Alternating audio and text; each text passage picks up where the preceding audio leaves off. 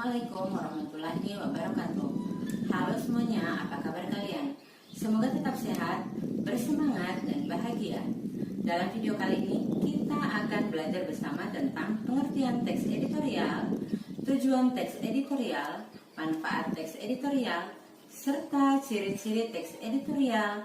Masih bersama saya, Fatlun Taib. Pernahkah kamu mendengar teks editorial? Jika kamu sering menonton berita atau membaca sebuah surat kabar, misalnya majalah atau koran, di dalam surat kabar atau berita tersebut biasanya banyak informasi atau berita yang berisi kumpulan fakta dan informasi yang berguna buat kamu. Namun selain berita, biasanya dalam surat kabar juga menyediakan kolom lain yang berisi pendapat atau opini yang ditulis oleh pimpinan redaksi tersebut. Nah, kolom yang berisi opini atau pendapat dari pimpinan redaksi inilah yang disebut teks editorial. Menurut kamu, apa perbedaan berita dan teks editorial?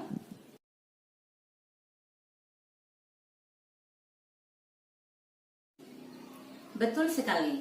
Perbedaannya adalah berita memuat fakta, sedangkan editorial dan pojok redaksi memuat opini. Oleh karena itu, baik editorial maupun pojok redaksi dianggap sebagai tulisan yang mencerminkan sikap pengelola media. Setiap hari, redaktur surat kabar, baik media cetak, media online, atau televisi, selalu menyajikan berita aktual, membuat artikel yang disertai kritik dan saran, guna menyoroti berita aktual tersebut. Editorial adalah berita utama yang ditulis oleh redaktur surat kabar, baik media cetak maupun media online, yang merupakan pandangan redaksi terhadap suatu peristiwa atau berita aktual yang sedang menjadi sorotan, fenomenal dan kontroversial yang menimbulkan perbedaan pendapat. Hal ini menjadi salah satu cara untuk merespon sebuah isu atau permasalahan dan memberikan tawaran solusi di akhir teksnya. Teks editorial disebut juga dengan tajuk rencana. Teks ini menggunakan bahasa yang lugas.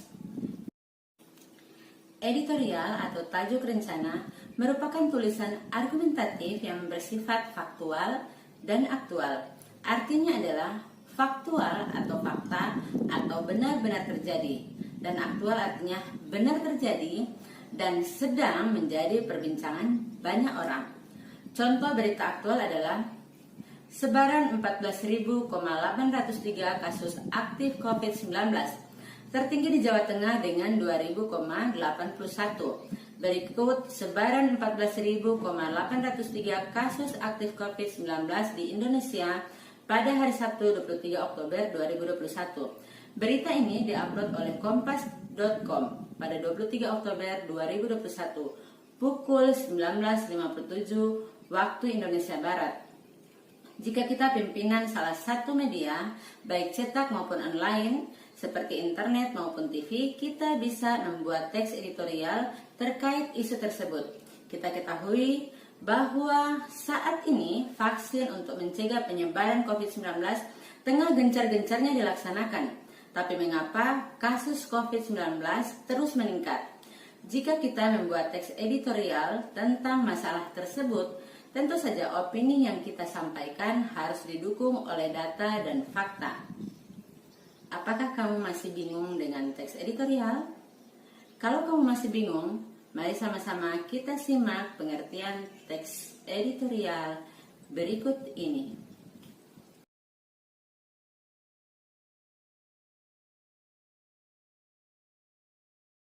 Teks editorial adalah sebuah artikel dalam surat kabar yang merupakan pendapat atau pandangan redaksi terhadap suatu peristiwa yang aktual atau sedang menjadi perbincangan hangat pada saat surat kabar itu diterbitkan.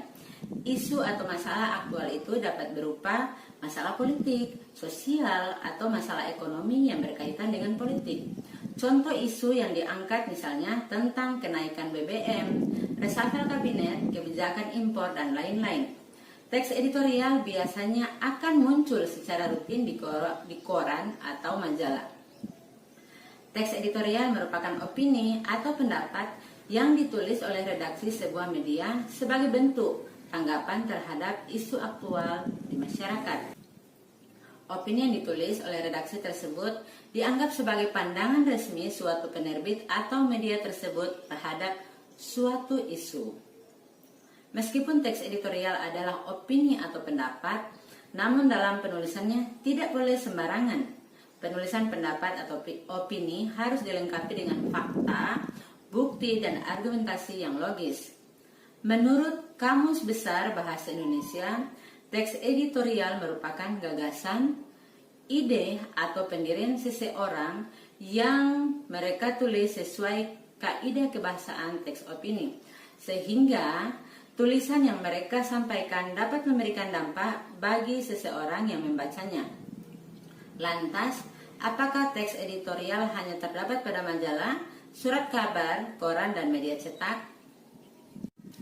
Seiring perkembangan arus informasi, teknologi, dan komunikasi, teks editorial tidak hanya kita temukan di media cetak, namun teks editorial atau tajuk rencana dapat kita temukan pada media online seperti detik.com, kompas.com, atau bisa juga kita temukan atau kita saksikan di televisi seperti contoh berikut.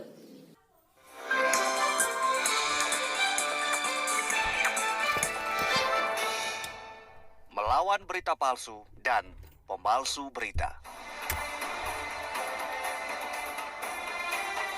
Bangsa ini gemar memproduksi yang palsu-palsu. Pernah ada beras palsu dan vaksin palsu. Sumpah pejabat pun banyak yang palsu. Jangan pula yang palsu-palsu ini bertambah dengan berita palsu alias hoax. Hoax ialah berita palsu yang diproduksi dengan tujuan menyerang orang atau kelompok tertentu. Berita palsu lebih parah ketimbang beras palsu, vaksin palsu, bahkan sumpah palsu karena ia menggerus intelektualitas dan akal sehat kita ke titik nadir. Bukan cuma menggerus akal sehat kalangan awam, hoax ternyata juga mengikis intelektualitas kaum terpelajar sekelas doktor dan profesor. Bayangkan, kaum terpelajar yang semestinya kritis malah melahap bulat-bulat berita palsu dengan enteng menyebarkannya. Bahkan, ada intelektual yang seperti hendak melegitimasi hoax dengan argumentasi macam-macam. Ia mengaburkan definisi hoax. Padahal, kita tahu betul posisi politiknya. Kita jadi curiga, jangan-jangan dia dan kelompoknya yang selama ini rajin memproduksi hoax untuk menjatuhkan lawan-lawan politik mereka. Jika itu yang terjadi, sungguh hal itu merupakan pengkhianatan kaum intelektual. Kaum terpelajar yang menelan bulat-bulat hoax dan menyebarkannya, apalagi gemar memproduksinya, ialah intelektual palsu, sepalsu-palsunya. Jangan anggap enteng hoax.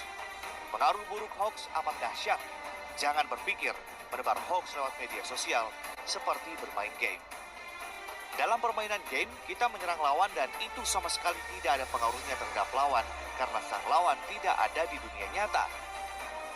Bermain hoax lewat media sosial jelas punya pengaruh besar terhadap yang diserang karena yang diserang tersebut ada dalam dunia nyata. Bukan cuma menghancurkan mereka yang diserang, hoax seperti kata Imam Besar Masjid Istiqlal Nasaruddin Umar bahkan bisa memporak-porandakan negara. Oleh karena itu, berhentilah bermain-main dengan hoax. Berhentilah mengkhianati intelektualitas dan akal sehat Anda. Kita semua mesti bergerak melawan hoax.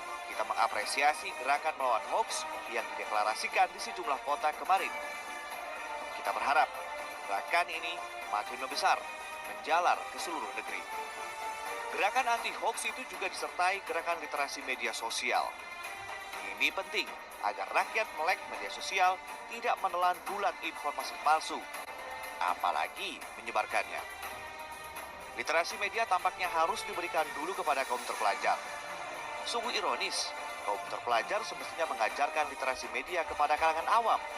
Namun justru kaum terpelajar itulah yang mesti lebih dulu dididik dengan literasi media. Kita juga mendukung negara yang menerapkan rule of law terhadap media sosial penebar hoax dan para pembuatnya. Kita meminta negara jangan ragu menegakkan hukum terhadap perbuatan membuat dan menyebarkan informasi palsu. Dengan begitu, negara menegaskan bahwa Indonesia tidak punya tempat bagi berita palsu dan para pemalsu berita. Terhadap berita palsu dan para pemalsunya, hanya ada satu kata wajib kita serukan: lawan.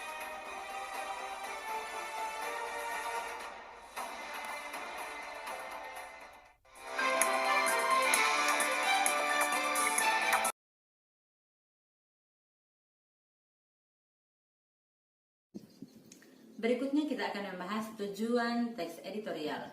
Setidaknya ada dua tujuan utama dari teks editorial.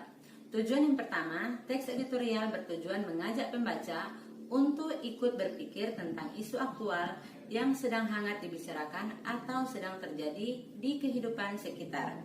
Yang kedua, teks editorial bertujuan memberikan opini atau pandangan redaksi kepada pembaca terhadap isu yang sedang berkembang.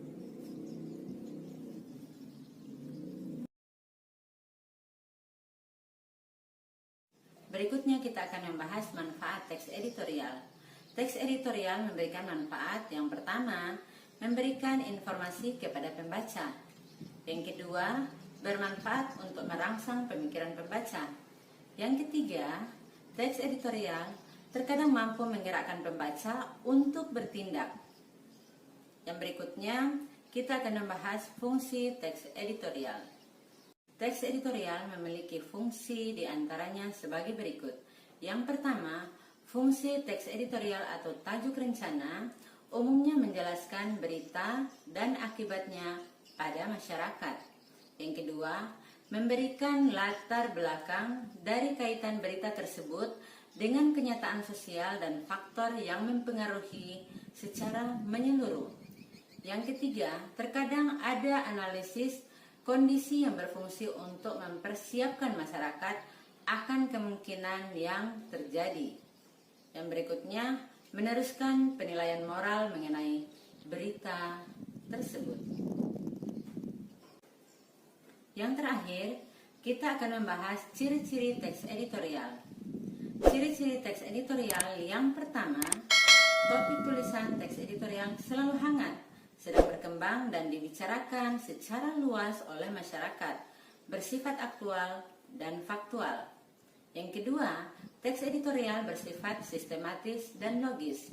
Yang ketiga, teks editorial merupakan sebuah opini atau pendapat yang bersifat argumentatif. Yang keempat, teks editorial menarik untuk dibaca karena ditulis dengan menggunakan kalimat yang singkat, padat, dan jelas. Demikian video pembelajaran kali ini. Jika ada yang salah, mohon dimaafkan. Terima kasih. Wassalamualaikum warahmatullahi wabarakatuh.